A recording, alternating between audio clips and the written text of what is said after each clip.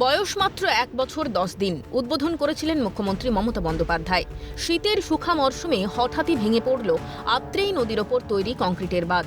সূত্রের খবর, রবিবার রাতে ভেঙে যায় আত্রেই নদীর ওপর তৈরি বাঁধের একাংশ।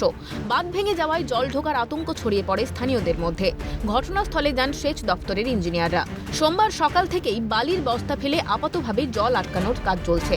কিন্তু মাত্র 1 বছর পেরোতেই কেন ভাঙল বাঁধ? নেপথ্যে থেকে কাটমানি নাকি পরিকল্পনাহীনভাবে তাড়াহুড়ো করে কাজ? এটা বাঁধের মতো করা ছিল, এখন ভাঙিয়ে এই অবস্থায়। মাত্র 1 বছরের মধ্যে একটা বাঁধ ভেঙে গেল, তাহলে কি মনে হচ্ছে আপনার? ডুপ্লিকেট কাজ হয়েছে আর কি। কাজ অতি নিম্নমানের হয়েছে। হ্যাঁ, অতি নিম্নমানের কাজ। কতটা আতঙ্কিত আপনার এলাকায়? খুবই আতঙ্ক। বাচ্চা তো বেশি দিন হলো হয়নি, মাত্র 2 বছর বোধহয় হয়েছে, কিন্তু 2 বছরের মধ্যে বাচ্চা ভেঙে গেল। নিশ্চয়ই এর কারিগরি দিক থেকে কোনো ত্রুটি ছিল, অথবা যা হয় আর কি, গোটা পশ্চিমবঙ্গ জুড়েই যা চলছে আর কি, কাটমানি খাওয়া, কাটমানি খেয়ে নিম্নমানের কাজ করে না করিয়ে নেওয়া, এগুলো হচ্ছে। এসবের কারণে হতে পারে। এই সময় তো জলের চাপ কম থাকে, এখন তো ভাঙার কথাই না, কেন ভাঙল?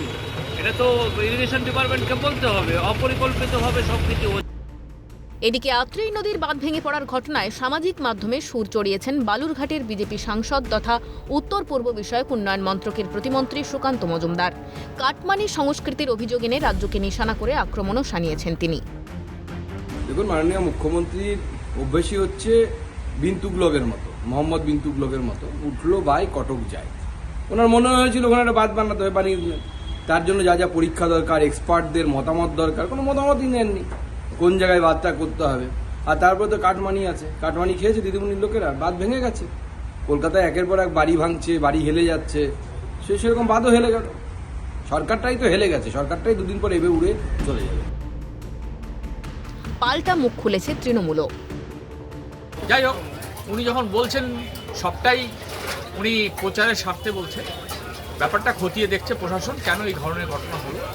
হ্যাঁ, তারপরে যা প্রশাসন ব্যবস্থা নেবে। তো হতেই পারে, না হওয়ার তো কিছু নেই। জলের একটা শক্তি থাকে, নিজস্ব শক্তি থাকে। সেই শক্তি অনুযায়ী হয়েছে কিনা বা হয়নি সেটা তো বিচার এখনও খতিয়ে দেখবে এখন প্রশাসন। আত্রেই নদীর ওপর তৈরি কংক্রিটের বাঁধ ভেঙে পড়ার ঘটনায় একদিকে রাজনৈতিক তরজা, এরই মধ্যে আতঙ্ক সঙ্গী করেই আপাততভাবে বাঁচতে হচ্ছে বালুরঘাটের মানুষকে। শঙ্কর কুমার রায়ের রিপোর্ট, ক্যালকাটা নিউজ।